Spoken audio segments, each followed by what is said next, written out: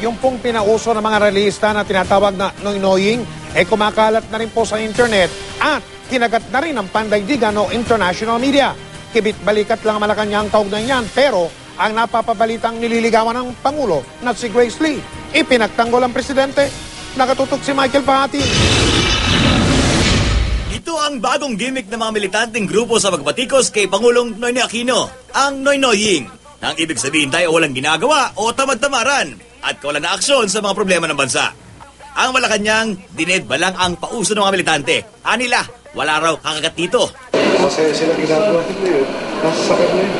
Pero yung sa akin lang, I have all the expectations. Well, obviously, that's how they want to antagonize the administration, but it doesn't, hindi naman nabebenta yun eh. So, I will try to come up with creative ways, but... Pero taliwas ito sa inaasahan ng palasyo dahil ang noy-noying kumalat na di lang sa social network na Facebook, kundi maging sa Wikipedia. Meron pang isang website na ginawa para lang dito kung saan nakalagay ang mga larawan ng Pangulo. Naghihimok din ito na magpadala mga litrato ng mga sarili na nagnonoy-noying. Di lang sa Pilipinas, nababanggit ngayon ang noy-noying. Kinagat na rin ito ng pahayagang The Wall Street Journal. Sa isinulat na artikulo ni James Hukway, nabanggit nito ang persepsyon na hindi hands-on si Pangulong Aquino sa pagkapatakbo ng bansa. Nabanggit pa ni Hukway ang napabalitang pakikipag-party raw ni Aquino noong kasagsagan ng Bagyong Sendong. Ang noy-noying daw, malakas ang impact dahil tila paghahambing ito sa mga nakalakihan ng kwento ng mga Pinoy tungkol kay Juan Tamad.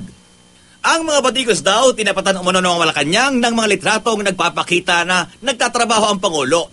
Pero itinanggi ng Malacanang na pampapogi lang ang mga nilabas na litrato. Hindi man daw palaging nakikita sa publiko ang Pangulo, walang araw daw na hindi nagtatrabaho ito. Pero hanggang saan nga ba ang kayang tanggaping personal na batikos ni Aquino sa ngalan ng malayang pamamahayag? Kaninang umaga bukod sa noy-noying, ilang realista ang sumugod sa Malacanang. Di lang sila nag-noy-noying. Gumamit pa sila ng boy pick-up lines. Pinoy! Sana kami na lang si Grace Lee! Bakit? Para mapaglaanan mo kami ng panahon! Wow!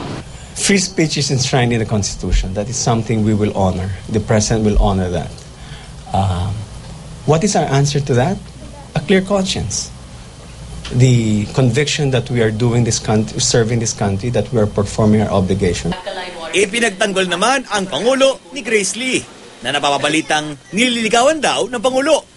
I think we should just laugh it off, no? I think we all know that our president is a workaholic. I think it's very unfair to coin that kind of term for a man who dedicates his life for his country. Michael Pahati, nakatutok, 24 oras.